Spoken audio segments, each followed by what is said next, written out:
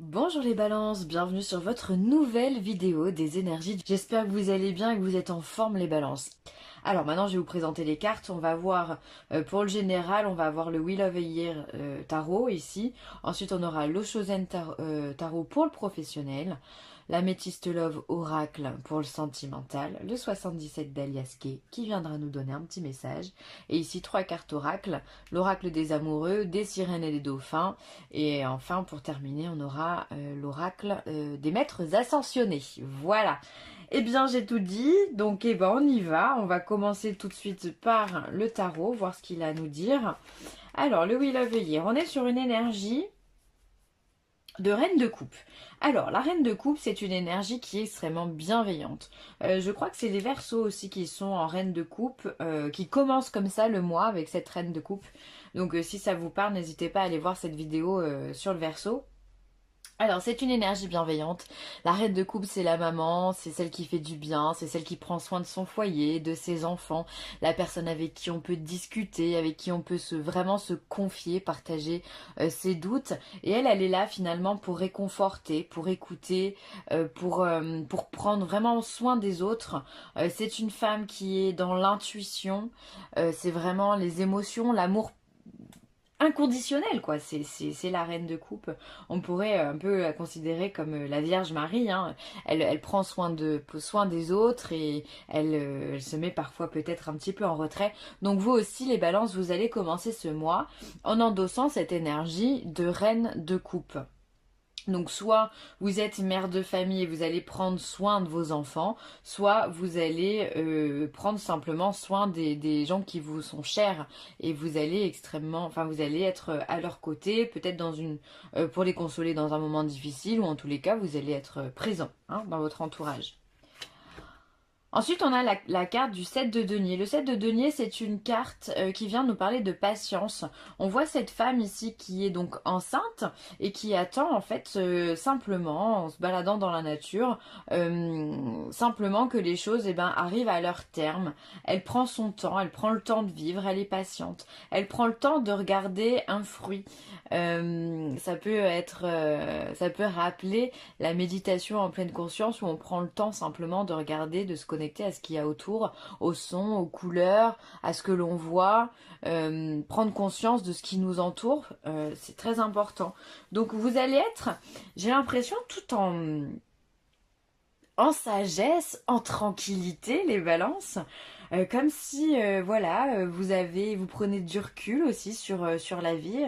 Il y a pas de notion de précipitation, au contraire, il y a beaucoup d'intuition, parce que là on est que sur des cartes féminines, beaucoup d'intuition, peut-être qu'on attend que un projet arrive, fasse le grand jour, ou peut-être que voilà, vous savez que vous n'êtes pas tout à fait encore à maturité pour votre projet, et donc du coup, vous attendez simplement que les choses, le petit déclic, que les choses soient fin prêtes, soient tout accordées en fait pour passer la vitesse supérieure.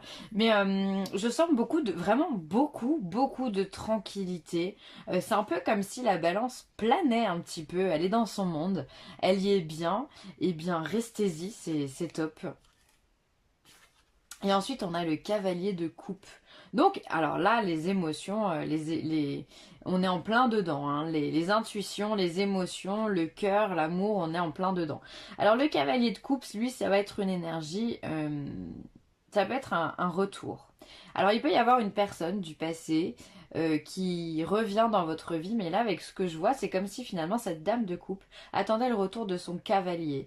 Peut-être que vous êtes cette énergie de dame, alors que vous soyez un homme ou une femme, ça n'a aucune importance. On parle d'énergie.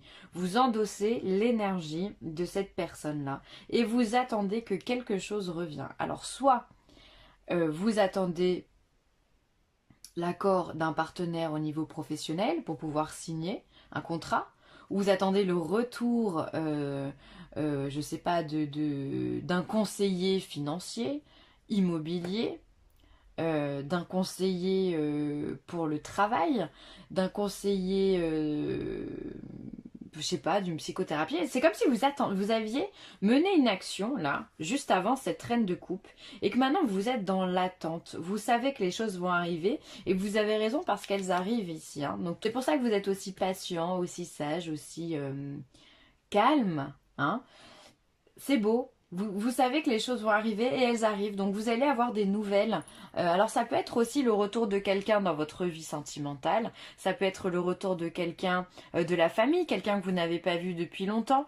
Peut-être que aussi vous vous êtes disputé pardon, avec cette personne et cette personne revient pour demander pardon.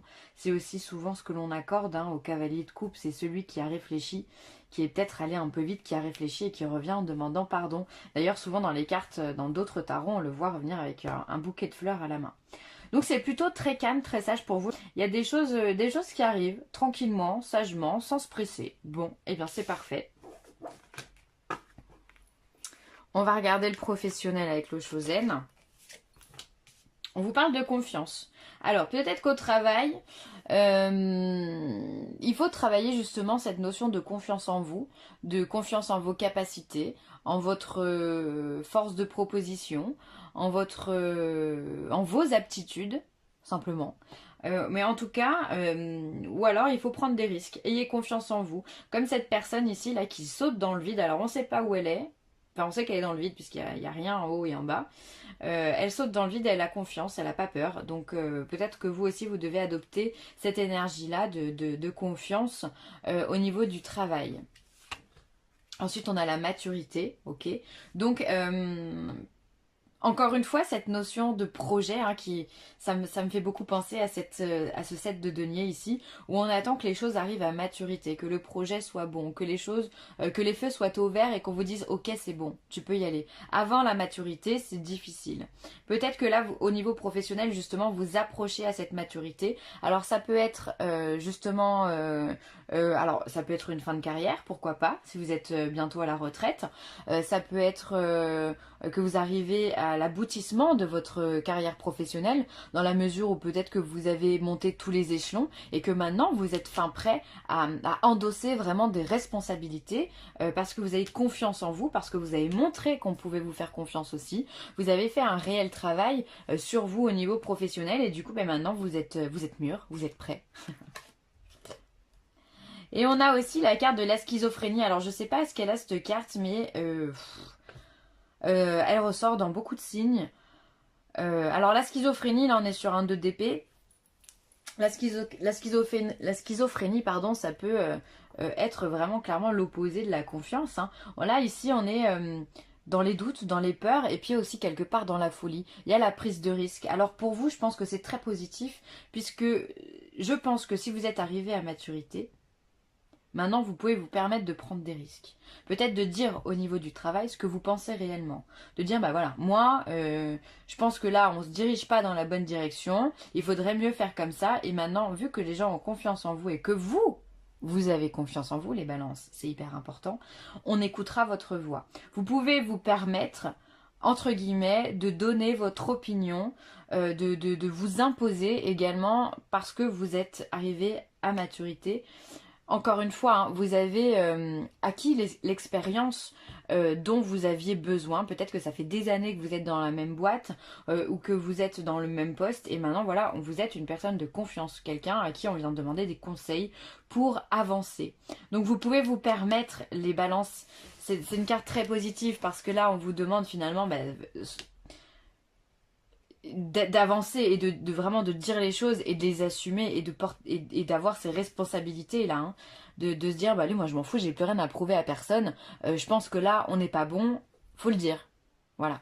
En tous les cas, au niveau professionnel on vous fait confiance, ça c'est top. Et ce qui est encore mieux, vraiment, qu'on vous fasse confiance c'est bien, mais que vous fassiez confiance c'est encore mieux. Donc au niveau professionnel tout va bien. Ça peut être aussi un projet pro individuel, là j'y pense. C'est-à-dire qu'on se met à son compte et qu'enfin on se décide de se lancer dans le vide. C'est-à-dire qu'on a confiance en projet qu'on a fait, on l'a mené à terme, on a réfléchi à tout ce qu'on pouvait faire, à ce qu'on avait envie de vendre, à ce qu'on a envie de proposer. On a mis en place le business plan, l'étude de marché, tout ça c'est concret. Et maintenant, ben, on a l'argent qui va avec. Enfin, bref, le projet est abouti. Et maintenant, enfin, on peut se lancer. Parce que pour être à son compte, il faut être quand même un petit peu schizophrène en disant tout le monde va me suivre. C'est avoir ce grain de folie, quelque part, bah, pour le coup, ouais, non, je vais rester sur le mot grain de folie, c'est mieux. De se dire, allez, je me lance et on verra bien ce qui se passe. Et finalement, on saute dans le vide. Ça peut vraiment parler aussi, résonner dans ce sens-là, les balances, si vous êtes en train de monter votre projet. Hein. Donc là, c'est cool. Franchement, vous avez un bon tirage. Hein. Alors ensuite on vous parle de naissance, de projet, de vie commune ou de grossesse. En tout cas, il y a un nouveau départ avec cette cigogne et ce bébé. Alors peut-être, encore une fois, ça résonne énormément avec cette carte-là. Hein. Entre la grossesse, ici cette dame qui attend un bébé, et la maturité où on arrive à terme sur quelque chose. Peut-être effectivement que chez certaines balances, il va y avoir des bébés qui arrivent ou des bébés qui sont en cours. En tous les cas, il y a des projets pour la balance, c'est indéniable. Alors, ensuite, on a des messages envoyés et on a une nouvelle rencontre. Ah bah vous voyez, mais alors dis donc, ça va vite chez vous. Hein. Hop. Alors, pour ceux qui sont célibataires, il y a de la nouvelle rencontre. Il y a des choses qui arrivent, il y a des choses qui se concrétisent. Ici, on a la durée de temps, hein, 3 mois. Alors peut-être que ça peut vraiment, ce tirage peut s'étaler au niveau sentimental sur un délai de 3 mois. Donc voilà, vous avez des chances de rencontrer de bonnes personnes et du coup d'avoir des échanges, des communications, des flirts, des sorties. Et effectivement, pourquoi pas un aboutissement sur un nouveau projet. Alors peut-être pas pour le coup si vous êtes célibataire sur une grossesse, mais en tous les cas sur un projet de vie commune ou la naissance d'un nouvel amour. Ça peut être hyper sympa. Donc vraiment pour les célibataires, c'est top. Pour ceux qui sont en couple, pour moi je dirais qu'il y a vraiment un projet, vous communiquez avec l'autre pour mettre en place des choses dans la vie commune, un achat de maison ou se mettre en appartement, un déménagement, pourquoi pas encore une fois une grossesse et peut-être que justement cette nouvelle rencontre ici, elle sera non pas sentimentale, mais elle sera pour vous permettre de concrétiser ce dont vous avez besoin dans votre vie finalement, un conseiller, pourquoi pas. Et bah dis donc, les balances, c'est top, hein. C'est top. Alors ensuite, le 77 d'Aliaski, qu'est-ce qu'on a? Alors, on a quand même de l'adversité. Est-ce que vous voyez bien les cartes? Parce que moi, je mets ça comme ça un petit peu à l'arrache. Hop. Alors, on a l'adversité, la bouche, le lien. Cette carte, c'est pareil, elle est sortie chez de nombreux signes. On a l'ego ici, hein, le mental. La carte de la nuit.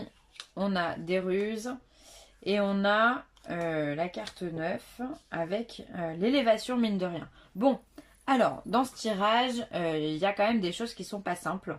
Dans la mesure où il y a de l'adversité, le silence est le lien qui est rompu. Alors peut-être que dans votre entourage, vous avez quelqu'un qui ne parle pas beaucoup, ou qui ne vous parle pas du tout d'ailleurs, que vous connaissez peut-être même pas, mais qui peut-être se fait un malin plaisir à parler dans votre dos, ou en tout cas à vous critiquer, à vous jalouser. Et là on voit qu'il y a des liens qui vont être coupés avec cette personne-là, ou peut-être que cette personne va s'éloigner de votre vie. J'ai l'impression qu'ici il y a des commérages et de la médisance à vrai dire, par rapport peut-être à je sens vraiment de la jalousie au niveau de la balance. En même temps, quand tout va bien, ça attire forcément des gens qui sont jaloux.